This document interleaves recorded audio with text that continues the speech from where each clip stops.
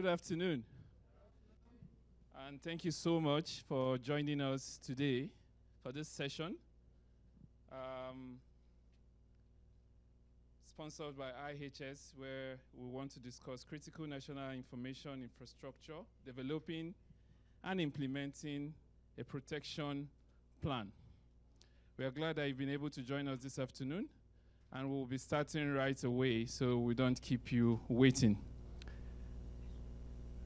My name is Silva Ifedibo. I would be your compare before I invite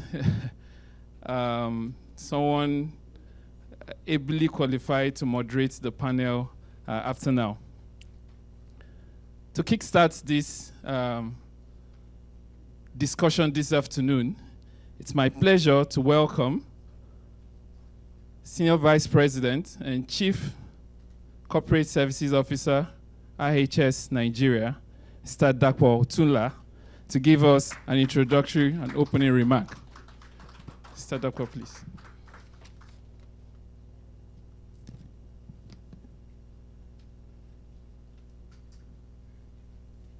Thank you, sir.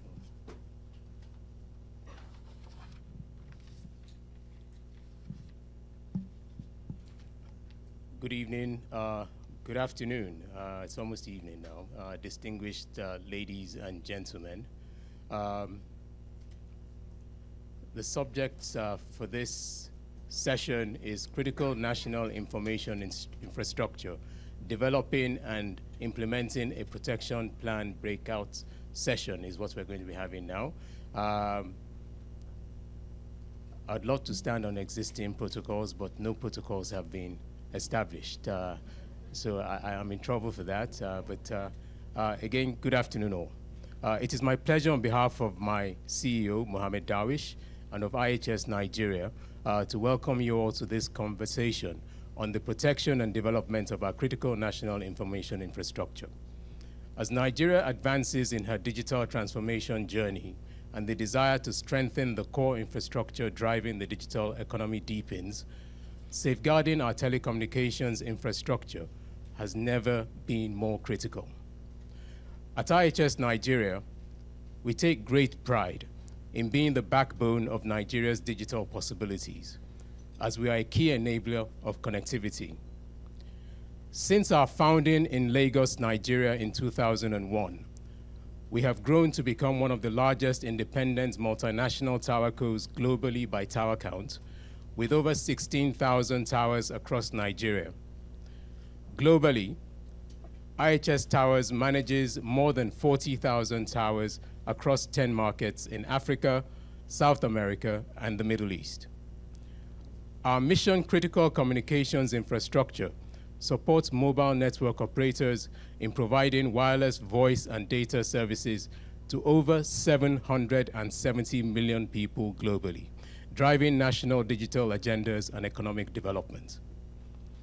In Nigeria, we have deployed over 13,000 kilometers of fiber optics network, enhancing broadband penetration and expanding mobile network coverage, particularly in underserved rural areas. Our infrastructure powers the digital economy, advancing access to healthcare, education, financial inclusion, and other critical sectors of the economy. We are committed to building a vibrant digital ecosystem through initiatives such as the 3MTT Learning Community in partnership with the Federal Ministry of Communications, Innovation, and Digital Economy, with the aim to equip 3 million Nigerians with critical digital skills over the next 3 years, and also by developing innovation hubs in existing institutions and other areas of the economy. As we gather at this 30th Nigeria Economic Summit with the theme Collaborative Action for Growth, Competitiveness, and Stability, it is clear to us that protecting our telecommunications assets, now recognized as critical national infrastructure, is vital to achieving these goals. IHS Nigeria is proud to be at the forefront of this drive. We hope that insights from this session will provide valuable and collaborative solutions for safeguarding these critical assets from threats like vandalism, theft, and cyber attacks.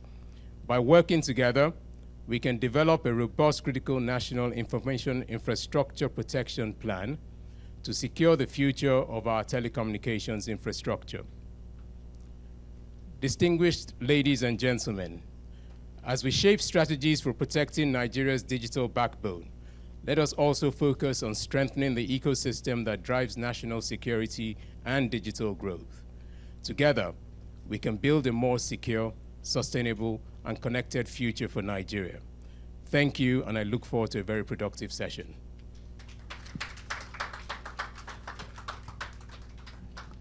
Thank you very much. Please, another round of applause for Tapo, that speech. All right, before we go straight into the panel session, it's my pleasure to invite for an expert address on the power of public-private partnership in critical national information and infrastructure protection. He'll be giving us a strategic implementation outlook. It's my pleasure to invite someone who knows because his members are affected. The chairman, Association of Licensed Telecom Operators of Nigerian Hilton, Engineer Gbenga Adebayo.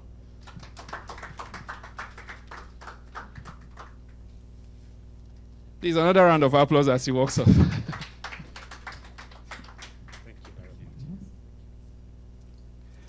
Thank you very much. Mr. Otula didn't establish the protocol, so I may need to stand on the unestablished protocol for completeness. I'm sorry today I come with 2 broken fingers. I haven't had a domestic fight. I'm a lover of classic cars, so I was working on them over the weekend and I put my finger in the propeller of one of the cars. So I really apologize that I have 2 broken fingers. Please do not be upset by the appearance of my injury. Well, ladies and gentlemen, I just want to join in welcoming you all to this very important session.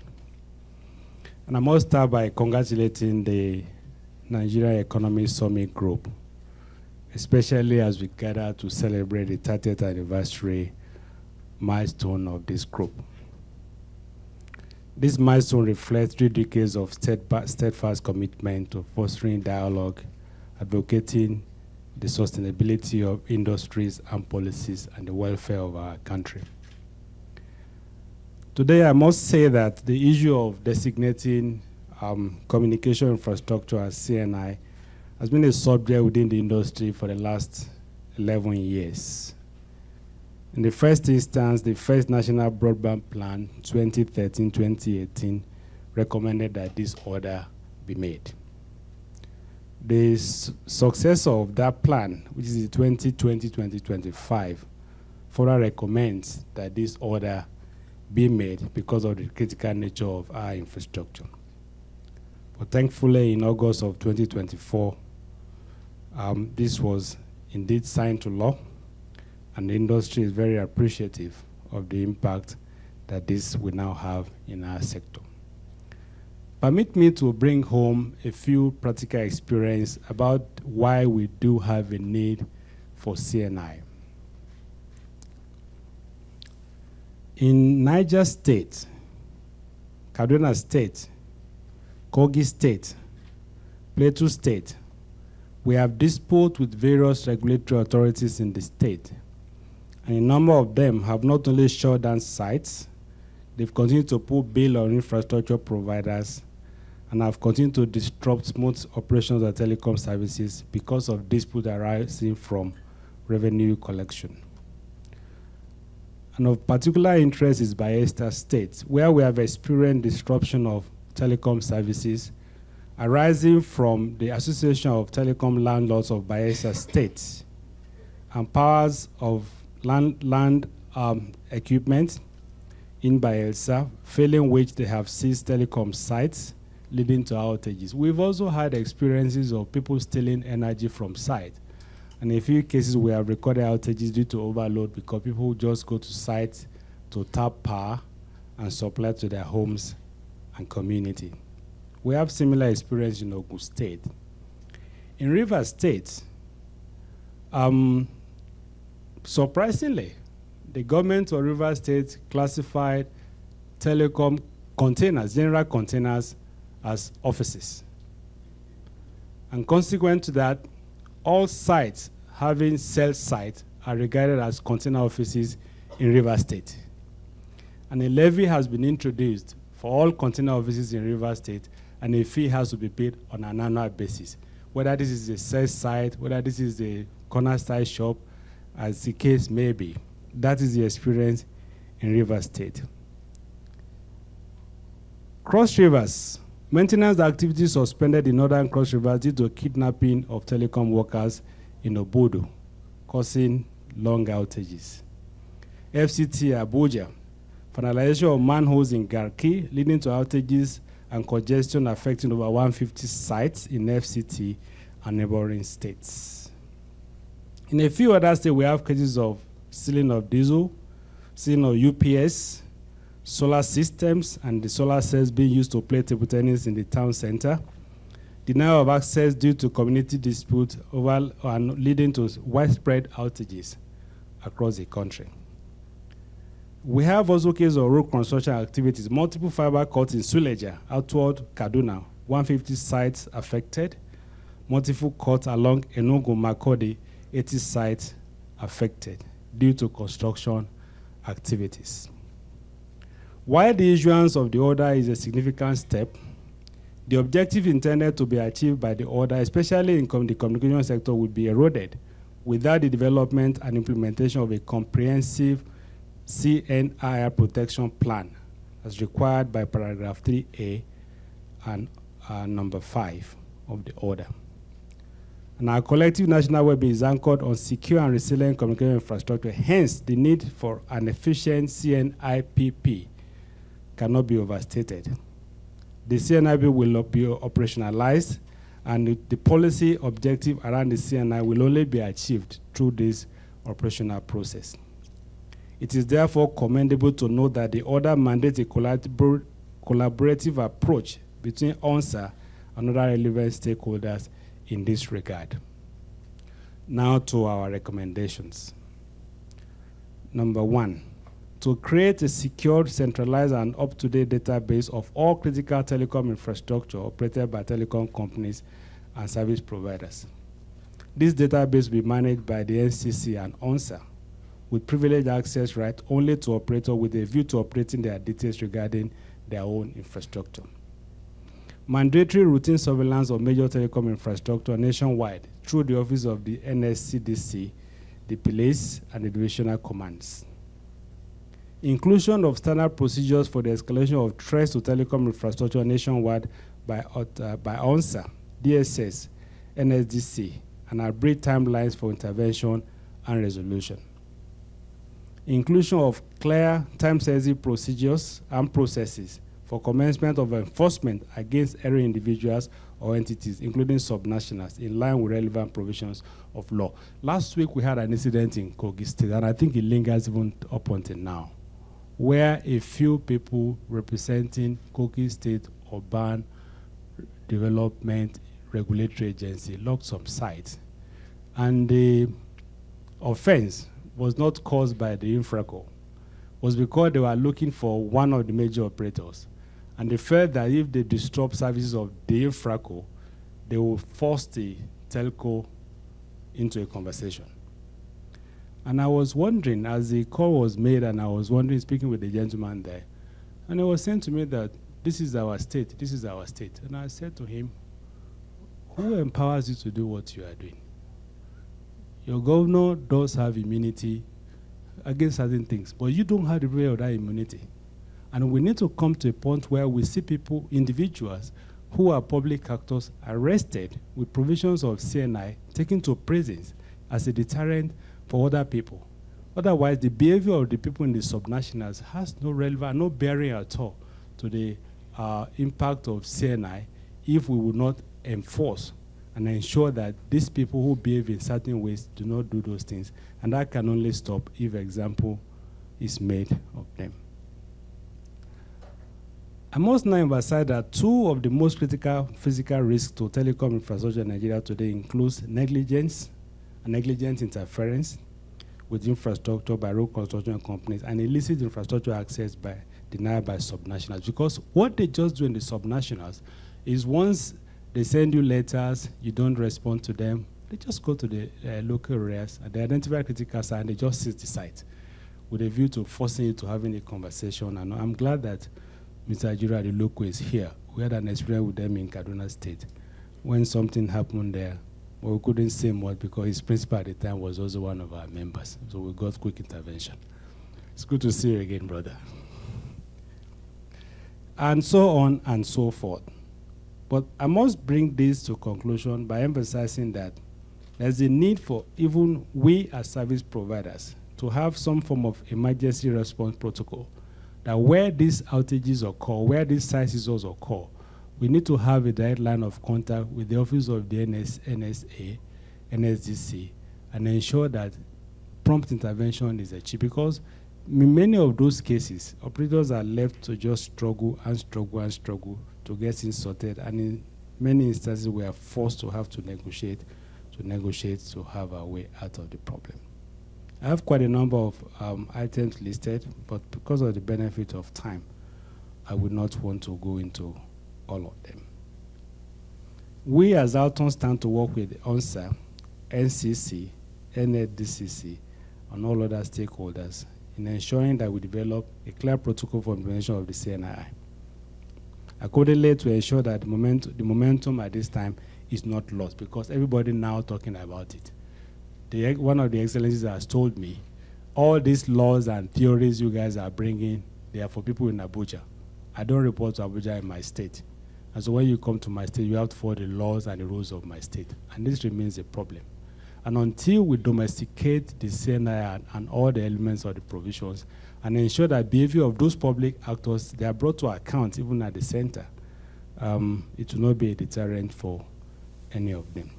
It is important for me to conclude by thanking the NESG for their leadership and vision, in particular in putting Nigerian businesses together and having difficult conversations like we have in forums like this.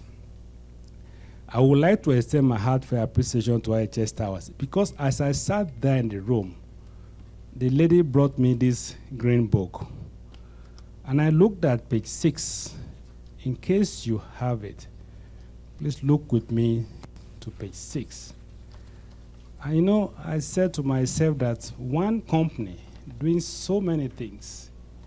So if I start from the first part, I will be right to say they're a power company. The second, I will be right to say they're a fleet company. I will say they're an estate development company, probably a petroleum distributing company, then telecom company, then employer of labor. And further to that, I went to page 18 of the same book. And I could see there the significant social impact that they are making in affecting the lives of our people and country. And therefore, I must say a big thank you to our colleagues in IHS and the entire management. IHS is a key member of Alton, and for their unwavering support in facilitating this important session. Among the many continued contribution to the sector is significant and has been instrumental in advancing critical discussions that affect the future of our infrastructure and national security. And so we thank you, IHS. And as we move forward, it is essential that we build together on this momentum of today and continue to have the conversation around the protection of this critical national infrastructure which drives our economy. Thank you for having me.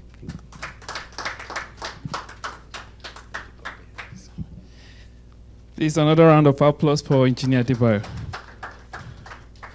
I think he has set the context nicely for what I know would be a very insightful conversation. But just before we get into that, permit me to quickly recognize some of our guests who have joined us today. We have in the room from our regulators, Isao Latinwo, Deputy Director, Compliance, Monitoring and Enforcement. Thank you so much. You're welcome. Mrs. Chizwa White, Deputy Director, Legal and Regulatory, NCC. You're welcome, ma. Please, a round of applause for them. Engineer Meghana Ahmed, Deputy Director, Technical Standards. You're welcome, sir. Mrs. Choma Ibe, Assistant Director, Compliance Monitoring. You're welcome, ma. And Mrs. Nitabai Dominic, Special Advisor on Legal to the EVC of the NCC. You're welcome, ma. Also in the room joining us today, we have Dr. Benito Eze MNI, Assistant Commandant NSCDC and Commandant General NSCDC. You're welcome, sir. We have Professor Ibrahim Adeanju, CEO of Galaxy Backbone. Thank you so much for joining us. I have Mr. Chris Abuliman, CEO, Eastcape Technologies Limited. Thank you for joining us. Mr. Engineer Adebayo mentioned him, Mr. Gerald Ilukwe, Managing Director, Knowledge Resources Limited. Thank you so much. And so I would now just lead us into the conversation we've gathered here for. And moderating this session is no other than Mr. Gerald Ilukwe, Managing Director, Knowledge Resources Limited. Please, a round of applause as he comes up. He will now introduce and invite members of the panel. You're welcome, sir.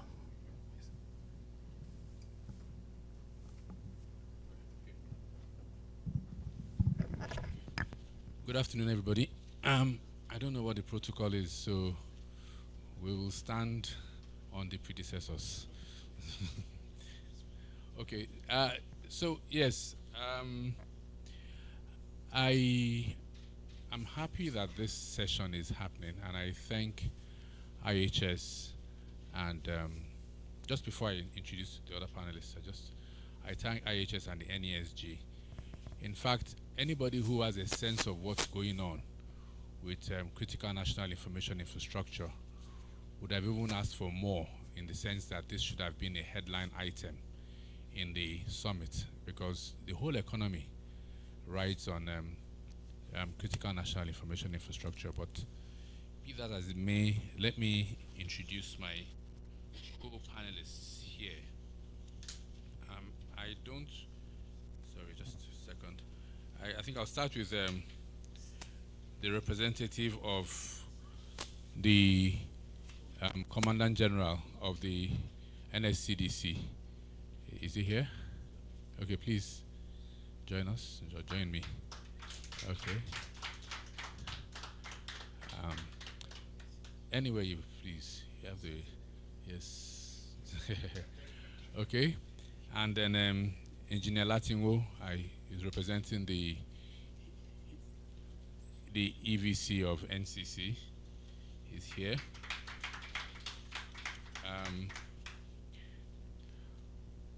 And the man responsible for my pension, as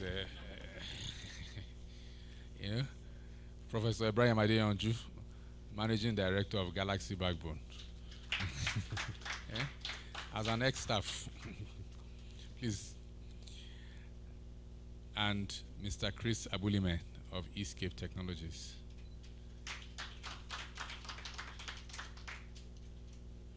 Right. Okay, so we have a bit of a challenge here. We also expected the MD of NICHCOMSAT to be here, but I think I don't know, maybe the satellite navigation getting here. That's not quite happening. And I am tempted to, okay, yes, and of course, Engineer Wenga Adebayo, who's the encyclopedia on all things telecom, and of which CNII is one of them. Okay.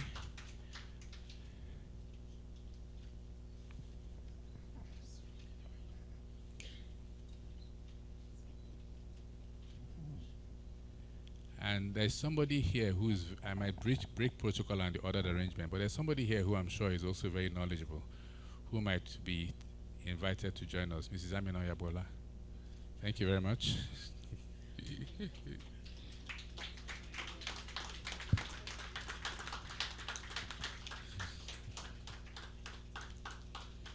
I just had to succumb to the temptation to do that to you.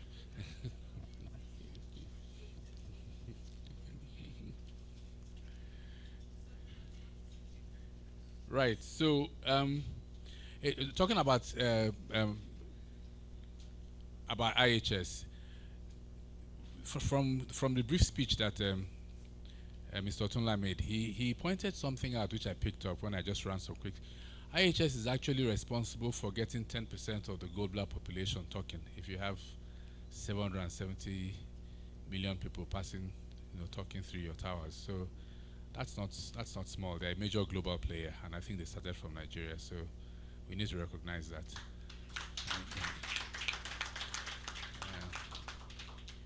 Okay, so we need to start. Let's start with the agency, the security agency tasked with protecting critical national information infrastructure, and that's the NSCDC. So just to kick off, I have one key question for you, but I'll save that for later when we do the second round. So can you just tell us about the role of your agency, and as the lead agency, of course, all other agencies are involved, but you are the lead agency. To be clear, the NSCDC is the lead agency. It doesn't stop the police or the DSS or anybody else from being responsible for protecting critical national information infrastructure, but they are the lead agency. So can you expand on your role as the lead agency, what you've achieved, and how you collaborate with your sister agencies? Thank you.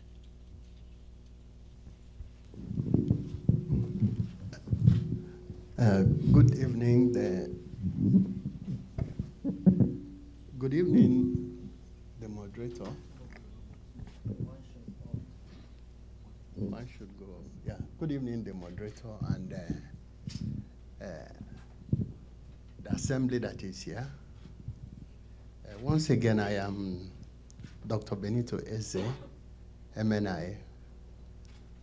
I'm representing my principal, the Commandant General, Dr. Ahmed Abubakar Audi, MNI, OFR, who, as a result of exigencies of duty, could not be here at this material time. Principally, I'm the Assistant Commandant General in charge of the protection of critical national assets and infrastructure in the Directorate of NSCDC, saddled with the responsibility of protecting the critical infrastructure and assets of Nigeria as a country. And NSCDC is the only agency that can prosecute culprits in the area of vandalization of critical infrastructure. Any other agency that makes arrest, like every other Nigerian, any of us seated here, we have the power to arrest vandals. But once the arrest is made, you transfer it to the agency, because they are the ones that have the statutory responsibility to prosecute offenders in that aspect. Let me go back to our activities. As the lead agency in the protection of critical national asset and infrastructure, the assignment is not only for us as an agency, but we coordinate by way of collaboration and synergy with every other security agency, including every Nigerian citizen, to ensure that these infrastructures are well protected. You believe me, criminals, every day, they keep on updating themselves. Previously, when we hear of a bomb attack or the use of IED, it's only maybe we are talking of people in the Northeast, all this Boko Haram or so what and so what. But now, even vandals make use of IED to bring down towers. As a result of this, we keep on updating ourselves, keep on upgrading ourselves to ensure that we are ahead of the vandalism that is going on. In collaboration with the Office of the National Security Advisor, we came to understand that Nigeria does not have critical infrastructure protection policy in the country. So we had to go further to develop this document.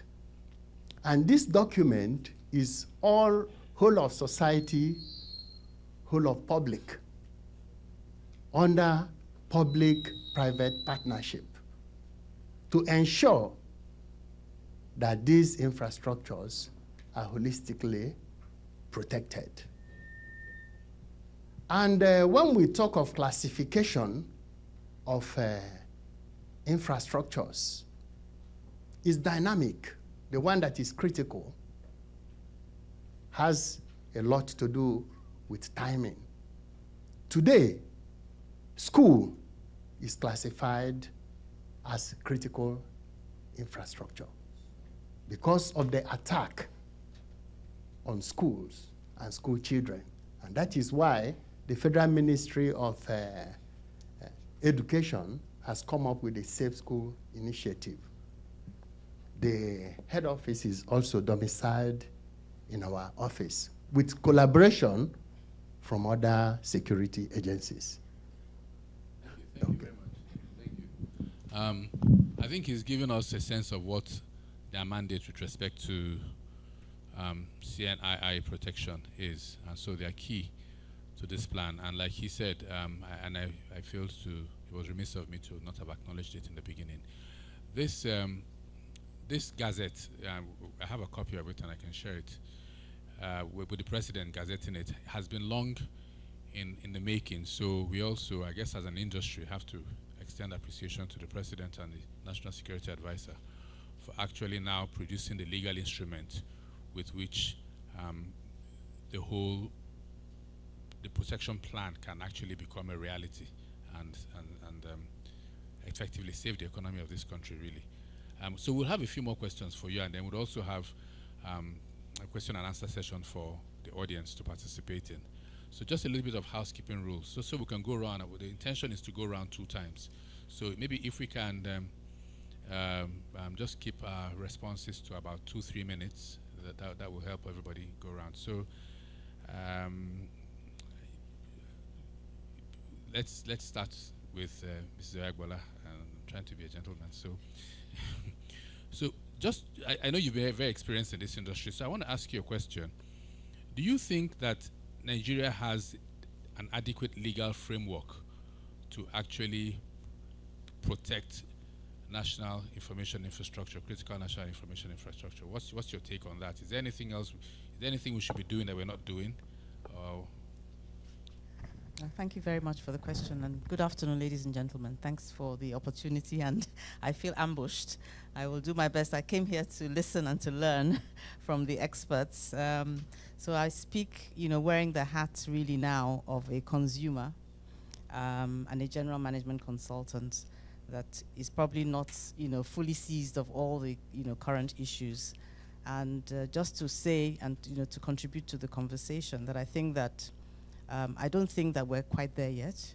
I'm delighted to hear of, the development of this particular policy that is now in the making. I haven't had the opportunity to read it. I intend to do that, so I can't really comment or critique it at this stage. But safe to say that, when I did have a different hat on, I have the hat now of a consumer. And what we are now currently, I think all of us in the room are experiencing.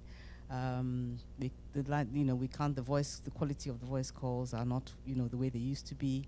A lot of drop calls. Internet connectivity is not as robust as it used to be. And we cannot put that responsibility on the shoulders only of the operators. I'm not here to hold brief for them, because I'm an independent contractor. But let me say that the reasons are obvious. The situation in the country, the economic situation in the country means that people are more desperate than they used to be, even when economically things were much more buoyant. One of the things in my old life that we used to experience a lot was, network failures, major failures due to cuts, due to theft, and so on and so forth. And as we roll out, telecommunications infrastructure, especially now, given the importance in all spheres of life, and even given the fact that many of our government institutions are also now digitalizing and transforming, that makes this infrastructure even more critical than before. Because what it means, the analogy that I can use to talk when we talk about telecoms infrastructure, and I don't think most people can actually imagine it, it's like switching the lights off completely when everything fails. It's like the nervous system in your body, because the nerves touch everywhere and all the tentacles. So it's important that we keep it alive and we do everything humanly possible to do that. And I think one of the important things, I think there's a step in the right direction, so kudos to the federal government for this step that they're taking, but I think we need to do a whole lot more to protect it.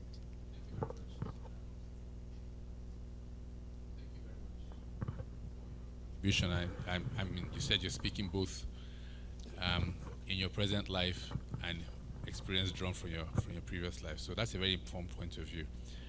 Let's move on to the controller of the industry, NCC. So NCC has, I've been a witness to how much NCC fought to have this executive order. The executive order has been issued. What next? What are you going to do with it? Thank you very much. Is this the beginning of good times for consumers? Are the calls going to stop being dropped? Thank you very much. Good afternoon, everyone. Apologies for the EVC. It's actually attending to another critical assignment outside the country. So I've been mandated to participate on this panel so that at least I can shed some light on some of the things that the Commission is experiencing. As the regulator of the industry, from time to time, IHS can bear witness that there's virtually no week or month that we don't receive regulatory intervention from all the MNOs and the service providers as a result of maybe sealing base stations and vandalization in some areas. When the chairman of ARTI was talking in his opening remarks, he mentioned the case of Bayelsa, where a group of people came together and formed an association of Telecom Landlords Association of Nigeria. So these, in fact, if you see some serious demands that they were making, it was so funny to the extent that, even not because of the commissioner that we have in that state now, Damian, who they can bear me witness, is a young chap who just took over the reins of power there. So he told them off on this issue that don't you want development in your state? Because we know that this issue of telecom infrastructure deployment is something that should be imbibed, that should be welcomed by all the state governments, because there are several areas where they can benefit from all these things. We tell them from time to time. There was a time about 3-4 years ago that we had a national stakeholders engagement, inviting all the relevant MDAs of the state government to Abuja. We even had to go to the extent of go to to some of the states, because like after the annual one in Abuja, we did the regional stakeholders engagement. So all identified agencies that used to disturb all these telecom operators, we invited them and we gave them reasons why they need to partner with all these telecom operators to harness the opportunities and see how they can look at long-term benefits for the state, not just ceiling-based station, vandalizing their infrastructure. So when this matter came up, we have been on this thing for quite some years. In fact, the last National Assembly, we thought they were going to pass the bill to make it an act. Unfortunately, it was not done. But luckily enough, the government came and were able to have this order. So it's a welcome development, and I can assure you that the entire industry, including the regulator, is very happy about this. So now, what we have done as a commission, because we are trying to be proactive as well, the management of the commission actually asked that we looked at the relevant departments in the commission, and we set up a committee to look at the CNII and see a way by which we can leverage on that, to aid us in the intervention that we carry out for these are our telecom operators from time to time. So thank you. Okay, so we're waiting for the outcome of that committee. Yes, we're still working on that. Do you want to give us a timeline? Yeah, by next month, we should be able to update. So before the end of this year, I can speak to everybody on this is TV here, that NCC will give us guidelines on reforms taking advantage of the CNII. The committee is going to come up with its report, then there are going to be recommendations therein. Exactly. Yes. So this is middle of October. Middle of October. And this is important. Exactly. So by the end of the year, it should be out. Yeah, hopefully, at least we should be able to have something to lay our hands on. I'm quoting you. Okay, all right. So thank you very much, Engineer Latumo. Maoga. So Professor Adeyanju, Galaxy Backbone.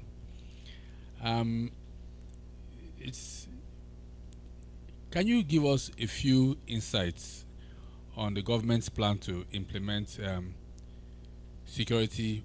I mean, the big thing now is digital public infrastructure. Okay, so what are you doing? Maybe you should give the audience a brief snapshot of what is leading with explaining the concept of DPI, and then you talk about what you're doing to implement security protocols for DPI, which will really effectively affect everybody at one point in time or the other.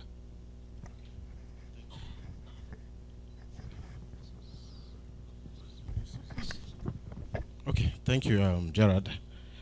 Thank you to NESG for the invitation.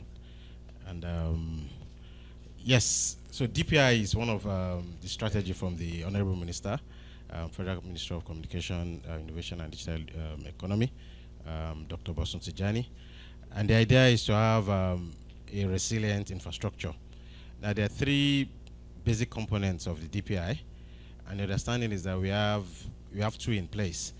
The first one is the digital identity, and currently we have NIMSI taking care of the identity aspect. We have the digital payments. Now, digital payments, to some extent, we have the fintechs, but we also have the NIBSS. There's Interbank Settlement Forum to take care of that. Now, the last aspect, or the last basic aspect, which is currently missing, is what we call the data exchange. We call it the data exchange. And that's to allow for interoperability within different information infrastructure, basically. So even starting from the government side, we have different applications from different ministries working on the same thing. And we need ministries to be able to communicate to each other in an automatic way. So there's need for interoperability. There needs to come together and maybe have a standard to say, okay, when you're sending this document automatically, this is the format it should have. And that's the whole idea. And once you can do that within government, then it can actually extend or scale to the private and have that digital public infrastructure. Now, in terms of what the government is doing, I think NSCD has answered some of that question, but I'm also aware that the Office of the National Security Advisor has actually called for a meeting with respect to the protection plan. And I think the Office of the ONSA is actually the coordinating agency for the protection plan, probably working with NSCDC and NCC. So Galaxy Backbone has been invited as well because of the role we play in managing the government's public infrastructure, or the government digital public infrastructure. And we're hoping we'd have ideas. The president of Hilton has said a lot of things. I think I was actually hoping these recommendations would just be taken and we don't need to have this session. But that's, I think some of the ideas are very important. The other thing to note is when it comes to the protection plan, we need to understand that the critical national, the CNII is not just about the physical. We also need to take care of the cyber aspect as well. And for the DPI, the idea is ongoing, but there will be security by design to ensure that it's resilient, it's secured, and to ensure that to a large extent it's security proof, if I can put it that way. So, thank you. Thank you very much.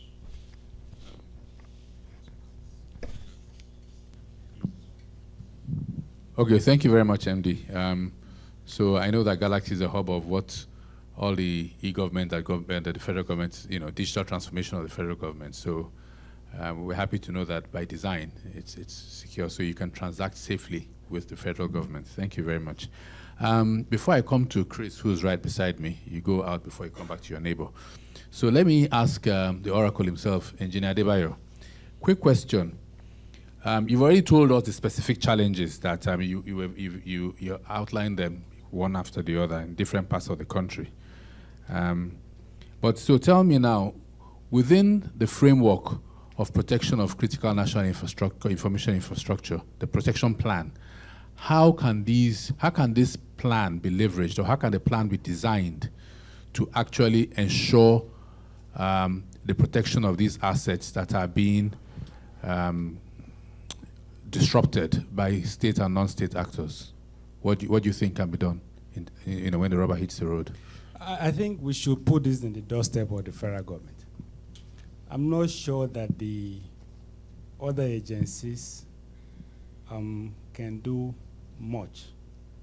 When I say federal government in this regard, I mean the Office of the National Security Advisor. I say so because let me take a state like Kogi.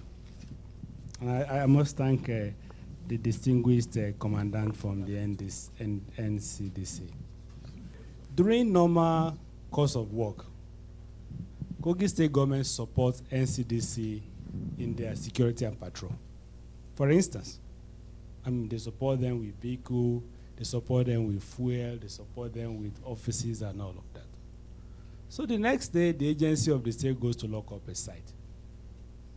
The commandant says to the people there, go and arrest them. And the governor calls them and says, that's where we're getting the money to support you. So don't send them away. So he has a problem. And therefore, I think to implement this has to be by the Office of National Security Advisor. And I think for us to actually test the strength of this CNI, we must see the work of this committee. I'm glad that our regulator has spoken here, that we'll hear from them in a few weeks. We must see the work of this committee and test the implementation of the CNI, even at local levels, particularly far afield.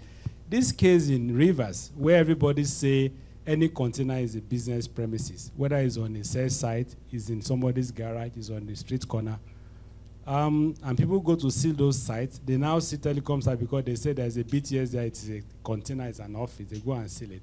Somebody there should be arrested and tested and tried for tampering with critical infrastructure. In Garki, they removed the manhole cover.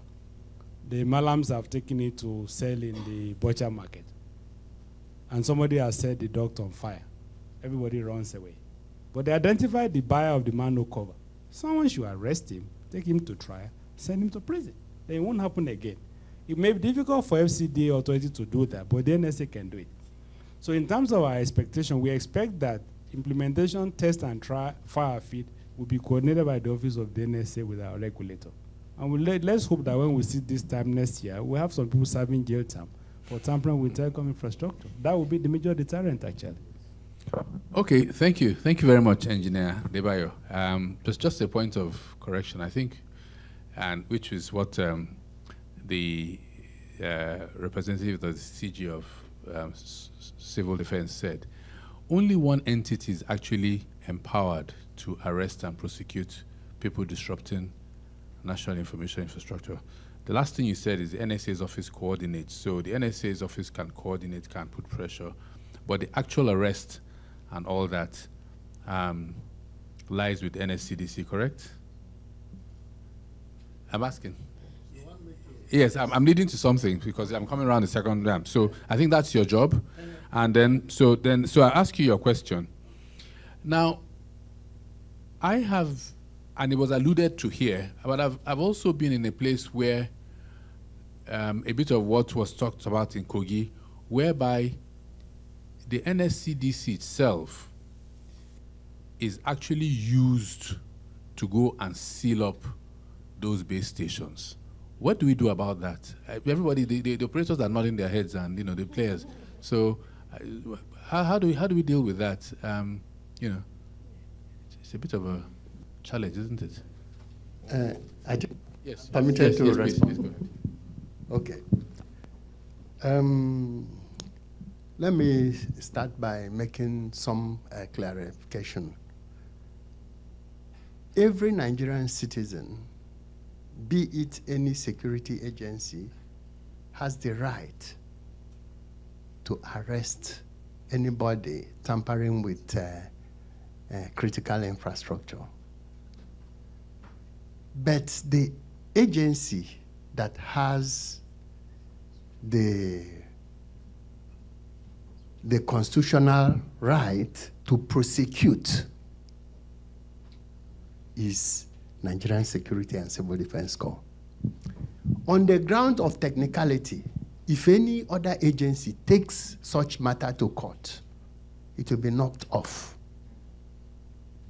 That is one. And as Algon Alton has just mentioned, we have various people serving different jail terms by tampering with telecommunication infrastructure. The only thing we need to do is to create a platform where we can give you a feedback. We have in various states. Then the case of Kogi State,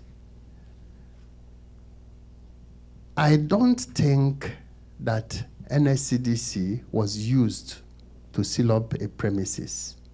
I said it was attempted, but in some other areas, people have said that NSCDC, this has been brought to the NSCDC attention. Okay.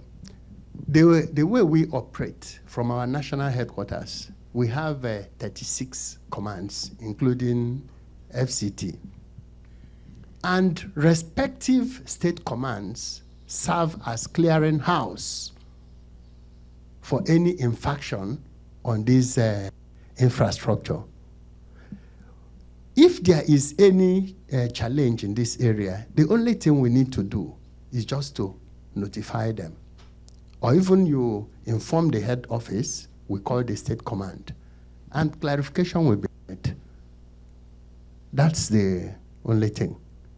But mind you, the respective state governors are the chief security officers of their state. But that does not remove our responsibility.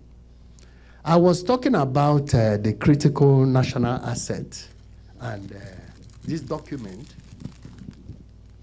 This document, that's the Critical National Asset and Infrastructure, National Protection Policy and Strategy. This document has just been signed by Mr. President. And this gives us a platform towards the effective protection of critical infrastructures in Nigeria. That's the maiden edition. And this document was developed by the Office of National Security Advisor in conjunction with the Office of Nigerian Security and Civil Defense Corps.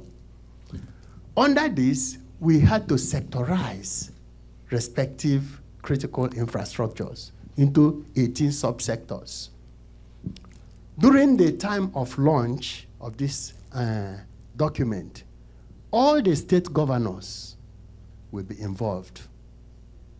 All the ministers of respective government MDAs will be involved. And with this, it will create the enabling awareness towards effective protection of this telecom infrastructure. The only thing is that you have to work with us, Alton, they have to work with us, give us enabling intelligence and information. And where we need the logistic support from them, they can also assist us, because no individual agency can drive it alone. Can I ask you a quick question, and Yes. then I'll move on to other people? It's just hopefully, if possible, you can give me a yes or a no. Do you have for want of a better term, do you have a command or a structure within your organization for protection of critical national information infrastructure? As I earlier on introduced myself, I said that I am an Assistant Commandant General in charge of the Directorate of Critical National Asset and Infrastructure. Information infrastructure. Under there, we have telecommunication. Okay.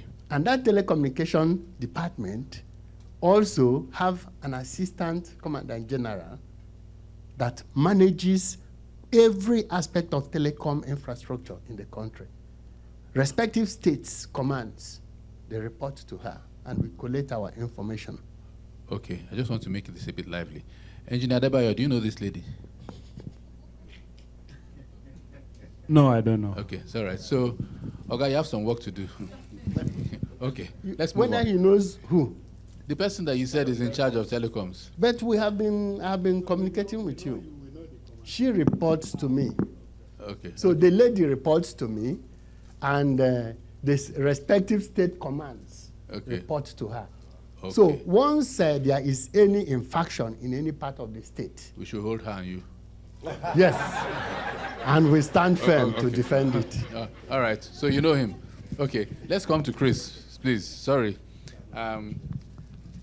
I think we'll give you some double-barrel questions because I know Chris knows his.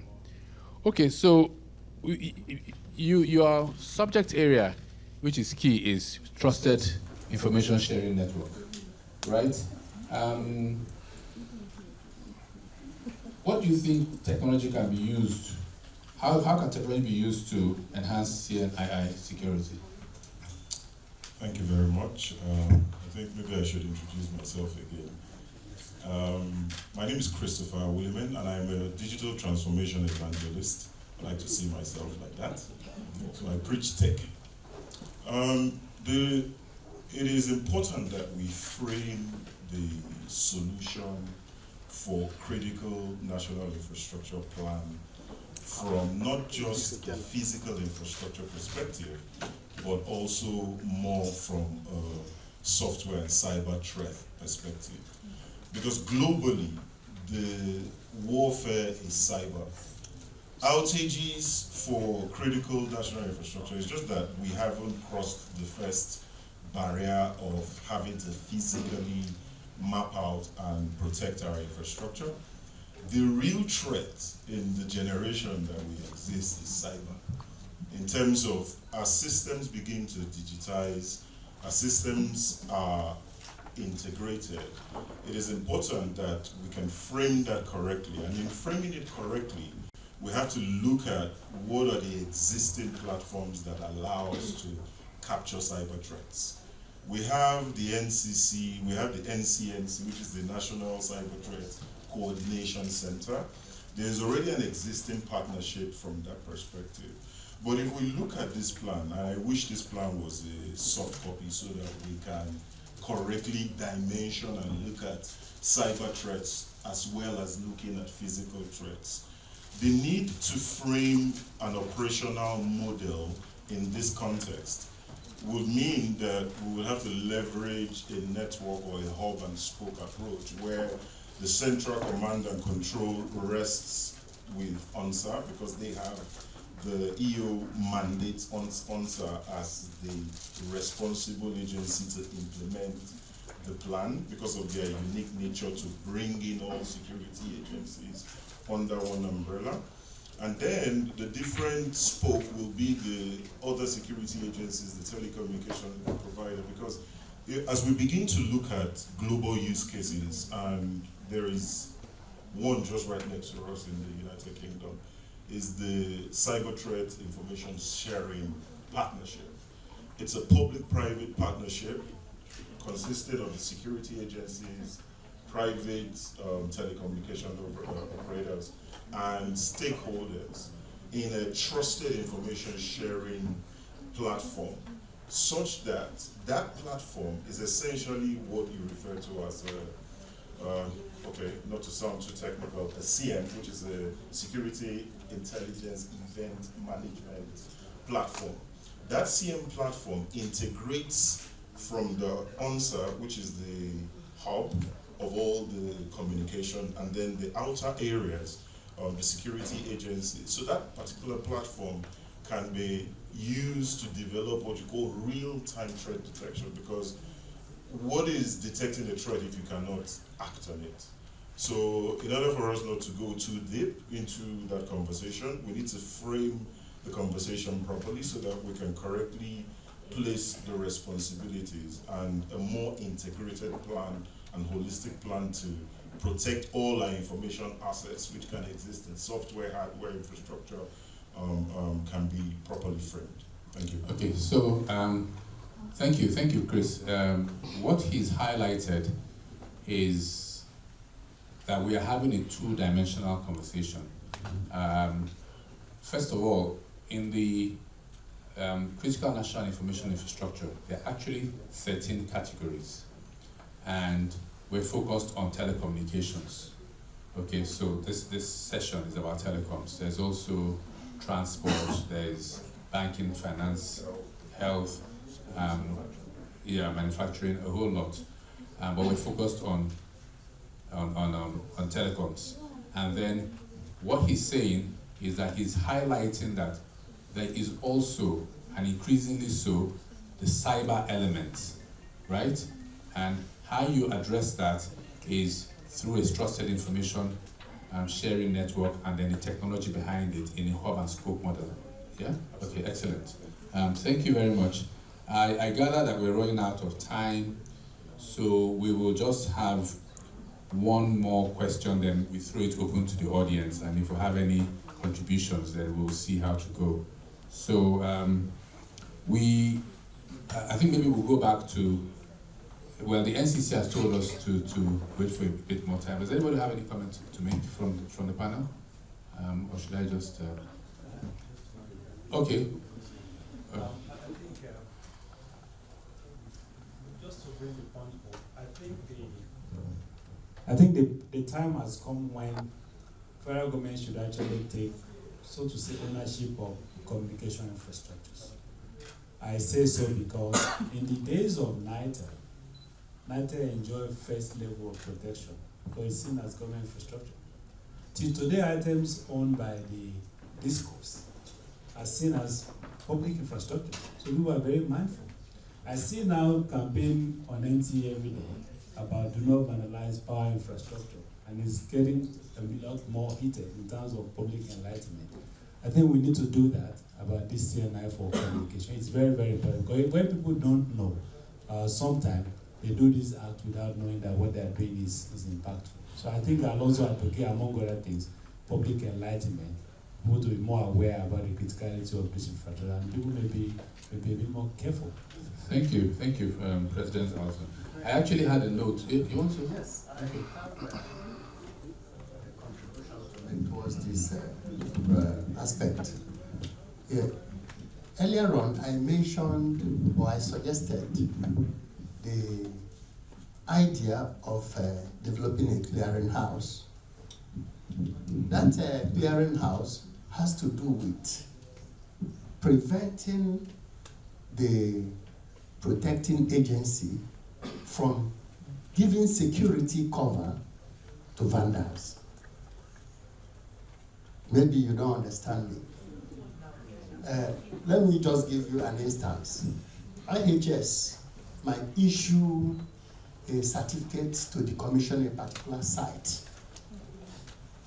to a contractor or to a vendor, and another contractor will forge the the document of that contract, send it to our office to provide security for them. And the moment we provide security for them, no other agency can arrest them. Hence, we are providing security for vandals. I don't know whether you understand what I'm saying. So there is need for us to develop a clearinghouse. I think Alton should work on this. This clearinghouse will serve as an instrument to clear every correspondent concerning the commissioning contract. Okay, so from them. Right. 30 seconds. You want to say something? Yeah. I just wanted. Hello? Okay. I just wanted to add that the clearinghouse that he's actually referring to is the Trusted Information Sharing Network. That Trusted Information Sharing Network will accommodate secure data sharing protocols. That's one of the characteristics, such that communications, like he said, to decommission a particular site, will be shared within that network in a secure channel from a trusted, because you are identifying who's sending that information and the recipients of that information, and there's encryption between sender and recipient. So once we go ahead and correctly dimension this critical national infrastructure plan, we will be able to establish that trusted information networks in a public-private partnership that allows different. You also need to consider anonymity of sharing information, okay? You can classify the conversation and ensure that information within the trusted network, you can verify who is sending and who is receiving that, and we can eliminate the counterfeiting of orders to protect. Thank you. So Mr. Williman has given us more insight into the fact that the solutions already exist. We just have to activate them. Okay, do we have any questions from the audience? I have 2 points to make, but if there are questions from the audience. Questions? Okay, I will take 1, 2. Just those 2? No, well, is there, we have room for question? 3. Is there a third person? But there's a third one. And 3. Okay, so we'll start the gentleman. Yeah, good evening all. Please introduce yourself. Yes, my name is Damian Ude. I work for IHS, but what is making me to ask the question is the comment from the Deputy Comptroller General. Okay, so in the commissioning, we normally would get an approval from SEC, which they will work on. You understand? So when somebody just brings a letter from IHS, that's just the preliminary part. The second part is that we now go to NCC and they will approve that commissioning, and then they will send the letter to NSCDC before they allow it. So where I'm going, sir, is if I wanted to ask a question for you, I had something to tell you, that maybe there's a way we need to find an easier way to declutter the process. Because the process of the commissioning through the NSCDC is a bit cumbersome, because we get that approval from NCC, we still get approval from NSCDC, and sometimes they take it to the federal ministry. And what we are talking about here is when those sites are just lying there with some equipment that are still active and still valuable, they are prone to be stolen even before they're sold. So I just needed to okay. That. Well, so, yeah, thank you. I believe that I think he just made a comment. I'll leave it within what Mr. Williman said. I think the Trusted Information Sharing Network, with the application of technology, because this looks like simple workflow, should be able to take care of this. Again, it's more of a collaborative. With this executive order should galvanize the ecosystem to work much more closely together. Let's just give the gentleman, you're not on trial, by the way. Please introduce yourself. Thank you. Good evening, panelists. My name is Bala Abdullahi Kotu from Urban Shelter Infrastructure Limited. Okay. I have a question, Madam. I was keen and I wanted you discussing precisely on the legal issue. do you think there is a friction between the state and the federal government as far as the legal framework is concerned? It's like state are the messiah, or what do I say, emperor, or what I did. That is one. Number two is information protection. I don't know how to put this, but we, the audience or the client, how secure is our conversation? I'm calling Oga here to report certain issues. How secure is that information? How sure are we that a third party is not always listening to us? And then international call. If I call you, I'm from Germany, I'll call you and I'll see Nigerian number appearing, or a number, not my number, and I can't call back. What happened? Okay, yeah. Well, let's start with the question to Madam Amina. Thank you very much. So, we're a federation, and the structure is that we have a federal government and we have the subnational governments. But we also have coordinating structures, like for instance the Governors Forum, and they have a very close relationship with the National Executive Council and with the President. So anything that is important at the federal level can be cascaded through those structures to the states. Yes, you're right that the governors of every state are the chief executives of their state. But I think all of us have a vested interest in national security and in ensuring that, the core infrastructure that enables us to communicate, which is like breathing air today. I mean, I can go without food for 1 week. I can't go without for, quite frankly, even for a day.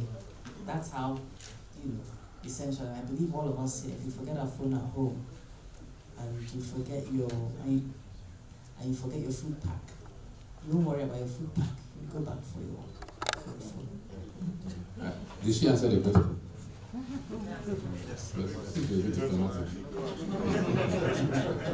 Okay, so she did. Well, the legal was like, the legal framework. Where does it lie with the state or with the federal government? I'm saying that it lies with the federal government. The federal government can ensure that because telecoms regulation is on exclusive basis. Yes, it lies with the federal government. It can be domesticated. But sorry, if I can just chip in.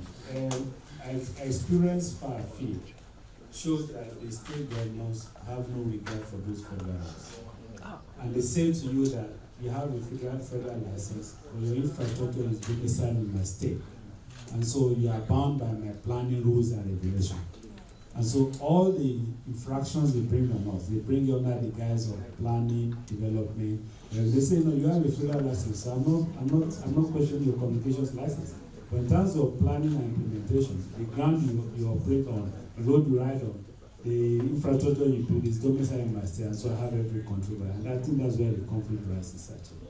So it's a mix of, what would you say, a kinetic and non-kinetic approach. Ultimately, persuasion. And, again, somebody talked about, you actually said the arm of the law, people should be in jail, and then maybe, okay. All right. Anyway, NCC, there are two parts of the question for you. Okay. Thank you very much. Are you listening to my calls? That was the question. Okay, yes, and why I come asking, and I think it's the other part. Okay, yes. Let me start from the last one, which is the one that if you call from abroad, the call comes into your line from abroad. Is calculated as the local number. That's what's called call masking in the industry. The thing the commission is looking into. I know there's some information that can be disclosed in public.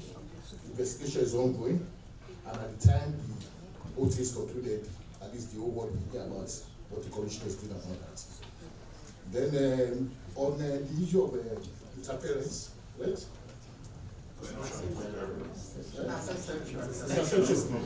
Yeah, that's also one of the areas where we're talking about quality of service, because when there is a quality of service degradation as a result of maybe vandalization, shutting down of police stations, it can actually result in that. There are several parameters where we measure the quality of service. So these are some of the things that happen when such incidences happen. So it's something that the Commission is also looking into with the telecom operators. And we just recently, we did a revised quality of service regulation to 2024. So we're working with the MNOs presently to improve the quality of service so that we don't have such interferences going forward. We are this minimum, just to reduce it to a direct minimum. Thank you very much. Thank you. Next, last question. Yeah. So introduce yourself and where you are. Good afternoon. My name is Nimojo Madugu. I'm a partner at the law firm Kenna Partners. Thank you so much for the discussion. This has been, I think from the legal side, it's quite interesting to hear the technical parts. I just want to make an initial comment, first of all, that a lot of times we hear people speak about, let's give an example of, in a contract, there should be a breach clause there. If somebody does this, something happens.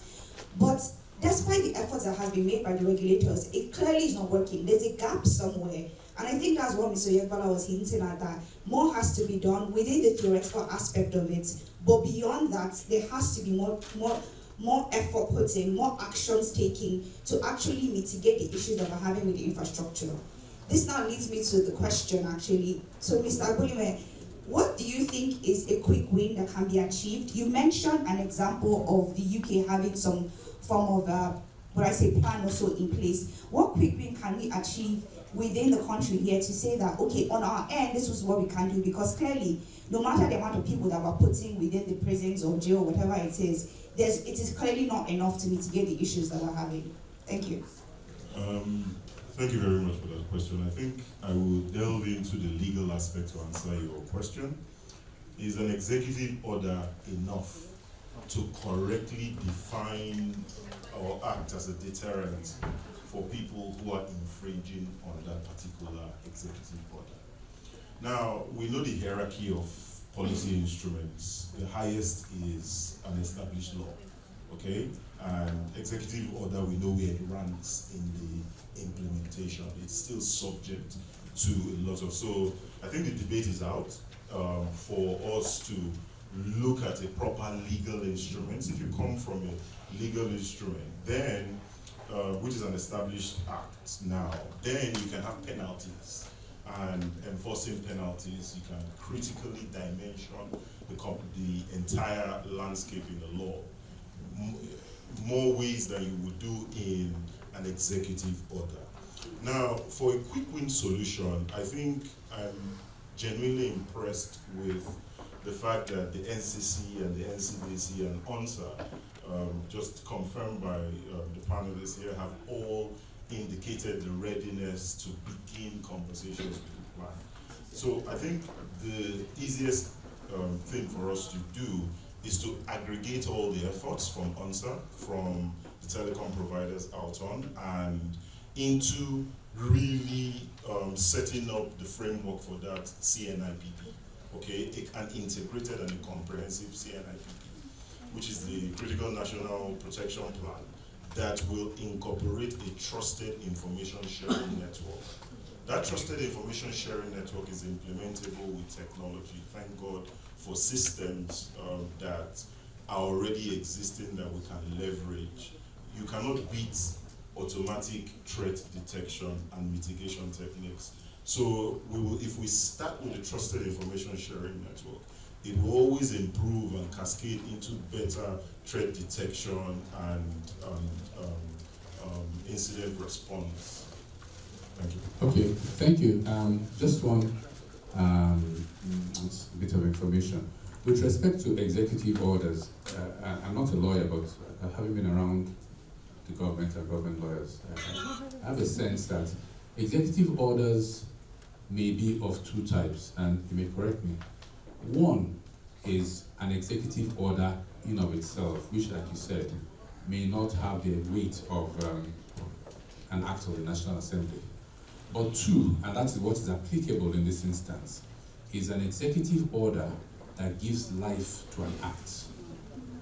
Yeah? So if you read this executive order, it gives life to the National Cyber Crimes Prohibition Act and other potentially associated legislation. So it's not an order that stands alone. It's an order that gives life to an act. So that legal instrument at the back end that you're looking for, that act of law, is in existence. Okay? Kenna? Okay. Yeah. So, is there any more? Can I just round up? Yeah? Okay. As you begin to round up, it will be necessary to throw little light to the comment Mr. Ode of IHS raised. It's more to me as a question than a comment. And that's why I need to answer. And Mr. Ode, you could remember on the 22nd of August 2022, there was a publication by the Honorable Minister of Communication, Information and Digital Economy concerning embargo on the commissioning operations across the country without clearance from his office.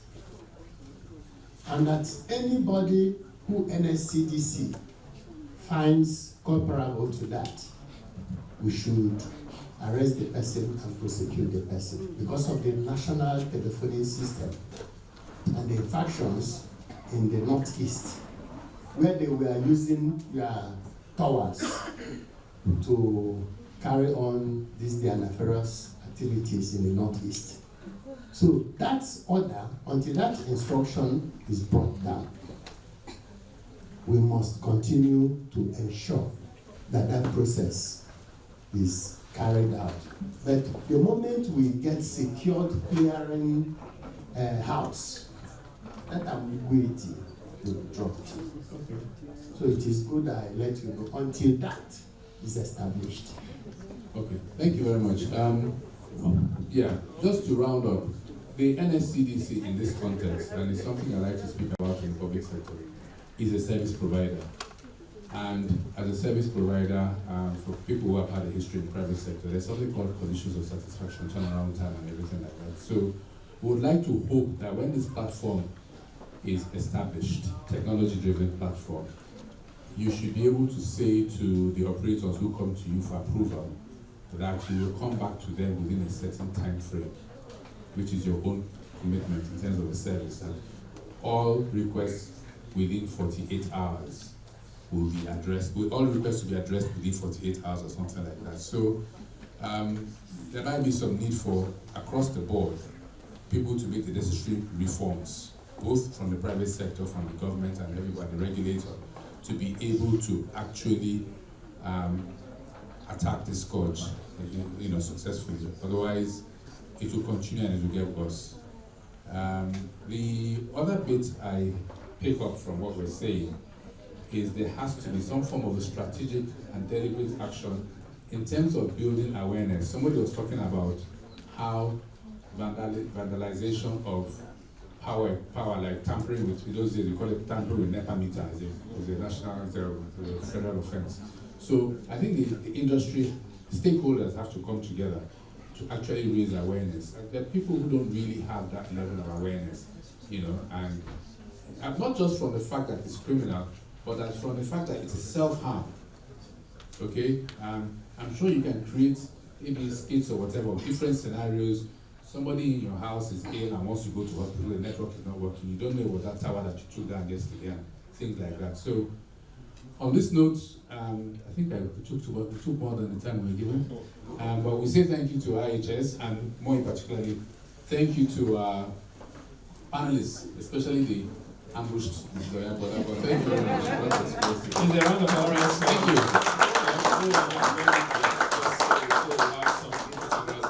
So let me just quickly invite Mr. Gimba Mohammed, he's the Director of Government Relations and External Affairs at IHS, to give us a closing remark, after which we will now have a brief of the panelists. Thank you. Sorry, see. Go down, please. Good evening. And the closing remark would just be to thank you, Mrs. Oregola, Engineer Benga, Mr. Latimo, Dr. Benito, Prof. and Chris, and my Oga, Mr. Dela. Thank you very much for addressing this occasion on behalf of the management of IHS in partnership with NASG. Thank you very much. Thank you. All right, thank you so much. This session was sponsored by IHS Towers, Nigeria's backbone for digital possibilities. At this point, I invite the panelists for a group photograph. Please, Daspo, please.